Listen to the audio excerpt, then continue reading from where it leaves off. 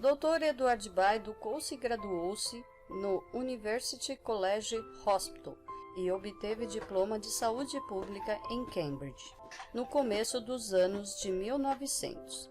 Sem dúvida, era ele um estudante de medicina fora do comum, pois cedo se tornou mais interessado nos próprios pacientes do que nas doenças deles. Sentava-se à cabeceira da cama, deixava que lhe falassem e, ouvindo-os, descobria a real causa de sua má saúde. Na ocasião, Dr. Bá começou a sentir que ocupar-se dos sintomas físicos não era o bastante. O corpo era um espelho a refletir os pensamentos da mente. Era quem sofria a pessoa que necessitava do tratamento e de ajuda para vencer os aborrecimentos, o medo, a depressão, a desesperança. Ele sentia que um método de tratamento completamente novo era necessário, um método prático, pois as palavras não bastavam. Era de pouca utilidade dizer a um homem angustiado: não se preocupe, seja feliz. Porém, primeiro que tudo, o doutor queria comprovar e testar por si próprio outros métodos das medicinas ortodoxas e tornou-se bacteriologista. Já era bastante conhecido por seu trabalho de pesquisa neste ramo da medicina.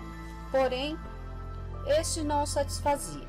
Ainda estava tratando dos corpos e não das pessoas, e muito o desagradava a inoculação de produtos da doença de volta no corpo humano.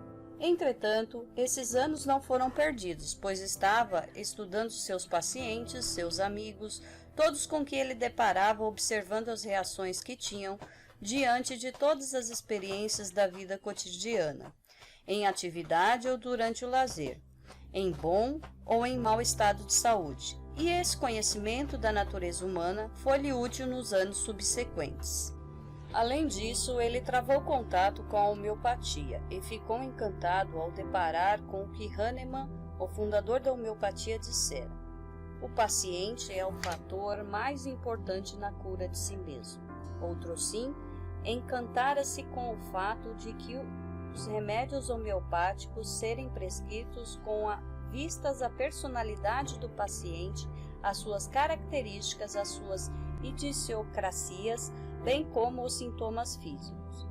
Por algum tempo, Dr. Bá trabalhou nos laboratórios do Royal London Homeopathic Hospital e foi lá que ficou interessado na relação que existe entre a toxemia intestinal e a doença crônica, que o resultado dessa pesquisa lhe proporcionou um grande impulso rumo ao seu trabalho final.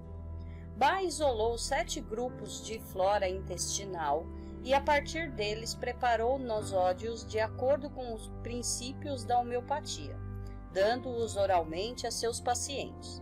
O objetivo deles era lavar e purificar o aparelho intestinal. Esses nosódios, os 7 nosódios de Bá, os 7 nosódios do intestino, ainda hoje são usados. Foram eles os mais coroados de êxito. Fez ele então a descoberta mais importante e significativa, a de que todos os pacientes sofrendo das mesmas dificuldades emocionais necessitavam do mesmo nosódio, independente do tipo da doença física. Os pacientes que estavam sujeitos a violentos acessos emocionais, às perturbações cerebrais, todos eles necessitavam do mesmo nosódio. Os nervosos apreensivos, mais uma vez, todos eles não necessitavam de outra coisa senão do mesmo nosódio, não importando de que enfermidade física sofressem. Daí em diante, Dr. Bá prescreveu esses nosódios em conformidade com as dificuldades temperamentais dos seus pacientes. Não havia nenhuma necessidade de um exame físico do paciente. Os testes laboratoriais eram desnecessários e o tratamento poderia se iniciar de uma vez só, sem demora. Os resultados foram excelentes. Isso confirmou a opinião dele de que a doença física não era de origem física, mas, como ele dizia, era a consolidação de uma atitude mental. Dr. Bá sentia então que poderia dedicar seu tempo e sua vida em busca de remédios puros que ajudassem a pessoa que estivesse sofrendo a superar seus pensamentos infelizes. Esses novos remédios, sabia ele, que os devia achar lá na natureza, entre árvores e as plantas, pois todas as nossas necessidades são providas da natureza, pelo nosso Criador. Ele já conhecia o princípio do novo método de tratamento: trate o paciente e não a doença, pois, quando fossem sobrepujados os pensamentos negativos, o corpo também reagiria. Foi assim que, em 1930, ele deu por encerrado todo o seu trabalho em Londres e, sem nenhuma hesitação, foi viver no campo. Do começo ao fim de todos aqueles anos de prática médica, estivera buscando a prova científica de todas as suas descobertas e, usando o seu intelecto, porém, na ocasião, deu-se com ele uma mudança. Ele se tornou muito sensível, não só na mente, como também no corpo. Antes de achar uma flor particular, ele haveria de sofrer em si mesmo e muito agudamente o estado mental negativo para o qual seria indicada aquela flor. E concomitantemente, ele era um privilegiado, como dizia, por sofrer de alguma enfermidade física. Então ele vagaria pelos campos e veredas até que achasse ou fosse levado a achar a flor que haveria de reestruturar imediatamente sua tranquilidade e paz mental. E em algumas horas a enfermidade física também seria curada. Desse modo, achou ele 38 flores para atender os 38 estados mentais negativos de que pode sofrer a humanidade. Essas flores, à exceção de 3, são todas simples flores silvestres. Ele só fez preparar as flores, pois elas crescem acima do solo, à luz do sol e ao ar, e contêm em seus corações a semente embrionária, a vida continuada da planta. Vocês, por certo, hão de reconhecer muitas delas: gorse, tojo, heather, urze, honeysuckle, madressilva, white rose, rosa canina, chicory, chicória, agrimone, agrimônia, e flores de árvores bem conhecidas de nós: oak, carvalho, beech, faia, willow, salgueiro e larch, lariço. O Dr. Bach distribuiu em 7 grupos os 38 remédios, de acordo com a seguinte classificação: para o medo, para a incerteza e para a indecisão, para a falta de interesse pelas circunstâncias atuais, para a solidão, para a extrema suscetibilidade a ideias e a influências, para o desânimo e o desespero, para a preocupação excessiva com o bem-estar dos outros. Os 38 remédios constituem um completo sistema de cura, tendo sido cada planta escolhida especificamente por meio de sua função primária, a capacidade de tratar da mente. As plantas comestíveis e os remédios herbáceos para outros estados têm seu próprio objetivo. Por isso, o Dr. Bach deixou-os de lado em sua pesquisa, com vistas a um sistema de cura que fosse seguro e genuíno. Algumas pessoas se perguntam se tivesse ele vivido mais tempo, teria acrescentado mais remédios. Porém, tal não teria feito, porque esses 38 remédios cobrem todo o estado negativo da mente, não havendo, portanto, a possibilidade de que existam outros. E, em verdade, o Dr. Bach deu por encerrada sua obra pouco antes de morrer em novembro de 1936, pedindo que não fosse alterada ao deixar o futuro dela nas mãos de seus dedicados assistentes e companheiros. Assim, embora a sociedade moderna desafie nossas vidas com as percepções impostas pelo seu passo acelerado, com as mudanças no ambiente, com as doenças modernas, a natureza humana não muda. E posto que hoje podemos ter de enfrentar problemas diferentes dos da época do Dr. Bach, é nossa perspectiva emocional o que importa e o que permanece constante, seja qual for a época. O medo da AIDS ou do câncer não é nos tempos modernos diferente do medo da difteria ou da varíola que predominavam durante a época em que viveu Bach. Os remédios tratam da perspectiva mental, das características da personalidade, do temperamento, do doente, em vez de se ocupar diretamente da enfermidade física. Desse modo, o medo é o que é importante, não a varíola nem a AIDS. Os remédios do Dr. Bach tratam da pessoa, não da doença. Embora mudem os tempos, os remédios andam ao lado das pessoas, não do tempo.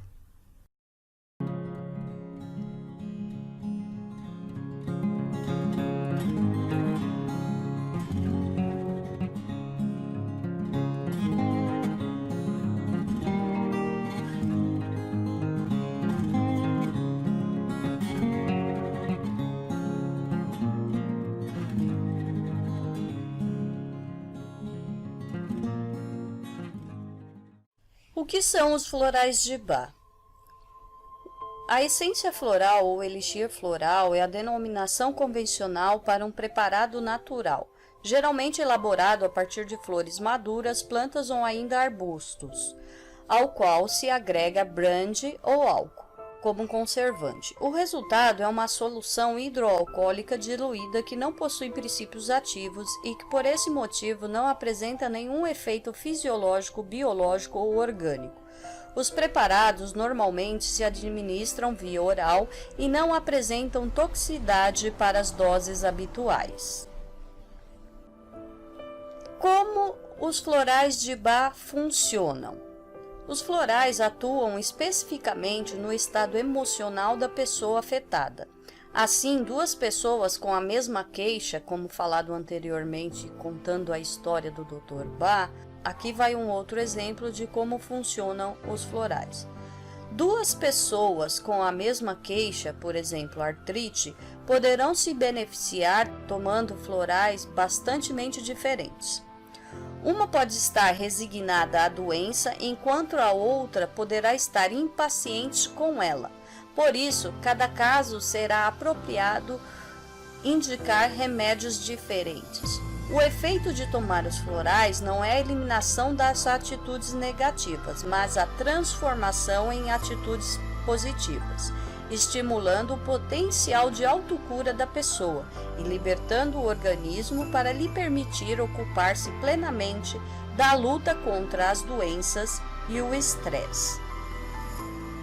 O objetivo da terapia floral é o equilíbrio das emoções do paciente, ou seja, procurar diminuir ou eliminar o estresse, depressão, pânico, desespero, sentimento de culpa, cansaço físico ou mental, solidão, tristeza, indecisão, sensibilidade excessiva, ciúmes, ódio, mágoas, todos os tipos de medo, ansiedade e preocupações que uma pessoa esteja sofrendo.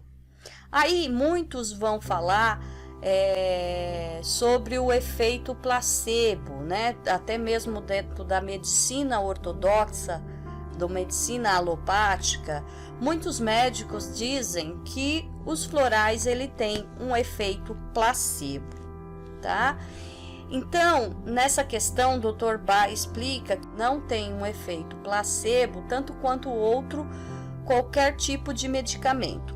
Os florais são muito eficazes tanto em animais como em bebês, assim como em pessoas céticas que os experimentaram como último recurso. Os florais, eles trabalham na eliminação de pensamentos negativos. Dentro da metafísica ou da linguagem corporal, a gente vê que cada emoção e tipo de comportamento, ele é associado a uma doença específica. E dessa forma, os florais, eles são como um princípio onde ele vai eliminar o pensamento negativo, fazendo automaticamente agir no nosso corpo mental, trazendo essa estabilidade física. Dentro do princípio da homeopatia, Dr. Hahnemann acreditava que o mesmo causador da doença é o mesmo agente curador. Então, Dr. Bach seguiu este princípio para desenvolver os florais.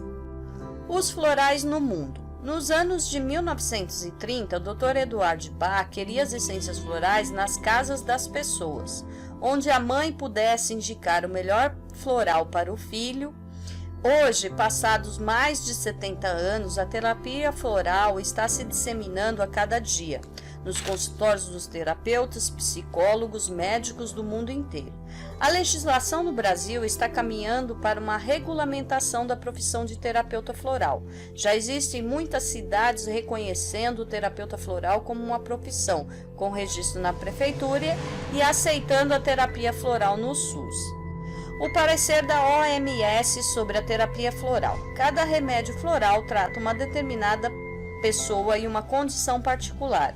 O uso de todos esses remédios, essências florais, está amplamente distribuído pelo mundo em uma pequena escala. Eles são excelentes para o autocuidado, sendo totalmente sem efeitos colaterais e não oferecem perigo caso um remédio seja errado. Posição da Anvisa. No ofício de número 479/98, datado de 23/10/1998, a Agência Nacional de Vigilância Sanitária, Anvisa, do Ministério da Saúde, assim se posiciona quanto à terapia floral. Respondendo ao ofício número 1 de 98, referente às essências vibracionais, informo que as essências florais, tal como apresentada pelos sindicatos e associações produtoras, não constituem matéria submetida ao regime da vigilância sanitária, ao teor da Lei 6360, de 23/9/76, e seus regulamentos, não se tratando de medicamento, drogas ou insumos farmacêuticos. Tal fato não exime, no entanto, a responsabilidade das empresas pela produção e comercialização dessas substâncias dentro dos padrões de qualidade adequado ao consumo da população.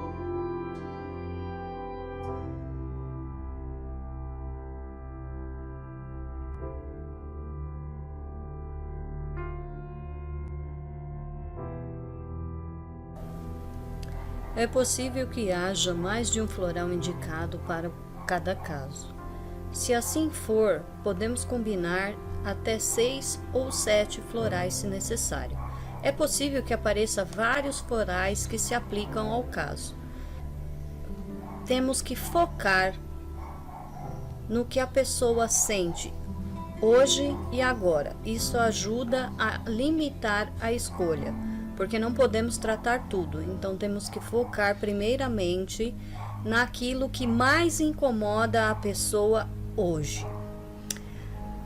As descrições dos estados para os quais os florais são recomendados nem sempre são agradáveis e poderá ser difícil reconhecer-se nelas. Cada floral possui descrição dos estados negativos extremos e, lendo o seu potencial positivo, irá ajudar a compreender o equilíbrio. Podemos utilizar métodos como as cartas dos florais e a radiestesia para a escolha dos florais, pois o cliente certamente não gostará de admitir seus estados de personalidades emocionais negativos. Como o Dr. Bach escreveu, a doença é uma reação a interferências, representa uma falha e uma infelicidade temporária, e isto ocorre quando permitimos que outras pessoas interfiram no nosso plano de vida e implantam no nosso espírito dúvida, medo e insegurança.